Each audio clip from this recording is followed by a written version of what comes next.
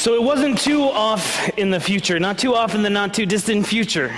And you would have thought that she was happy when she was putting on her brand new iPhone. Now this was the iPhone 24 TGSE.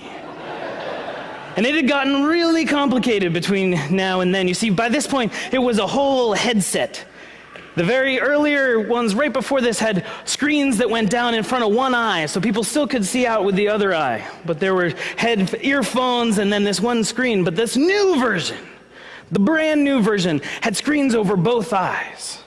And you see, they had a selective visioning process by which you could select out who you didn't want to see, colors you didn't want to see people wear, even individual people you didn't feel like seeing.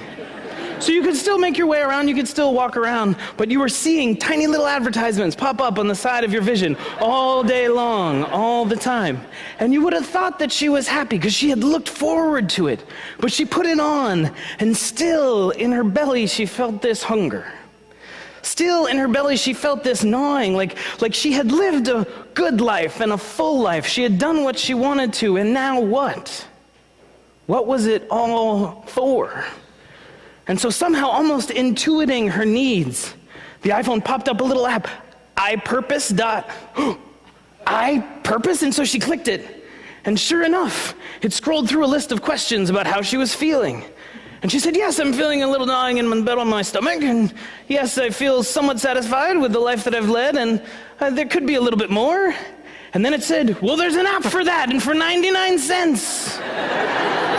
You could feel this purpose in your life. And so she was like, oh, okay. So she clicked on it and she followed it, and the gnawing died down just a tiny, tiny little bit. And not far away, a young girl put the headset on, and she thought that it would make her feel better. See, she was petrified of going to school that day, a new school, none of her friends in her same class. It was a hard, hard day for her, and she was sad, deep down in her bones sad, and she thought that it would make her feel better, and she put it on. And again, almost intuiting her needs, it popped up, iBravery? And she clicked on it, and sure enough, it had a list of questions. You afraid to go to school? You afraid to see the other people? And she clicked on it, and she said, well, yeah. And it said, for 99 cents.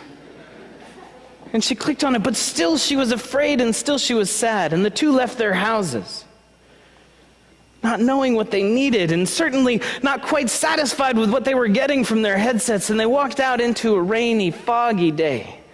And the rain had collected. It had rained during the nighttime, so there was that smell in the air. And usually nobody bumped into each other anymore because there was internal GPS systems that gave you little shocks so you would navigate better on the sidewalks. But somehow they had not worked, and the two bumped into each other. And they looked down. There was just enough space that they could look down in front of the screens, and they looked down into the puddle, and they saw each other's eyes. They saw each other's eyes reflect back from this puddle, and it was amazing. Neither of them had realized that it had been so long since they had actually seen another person's eyes. So long that they hadn't had this mediation between them, and they looked long and hard, and they both started to weep. Everything came coursing down on them, and there in that reflection there was another human person, and they both instinctively just took off the mask, and they slowly raised their gaze, and they fixed their gaze on each other's faces. And the foot traffic swirled around them, and they stayed there for what felt like an eternity. And they actually saw each other for the first time. Amen.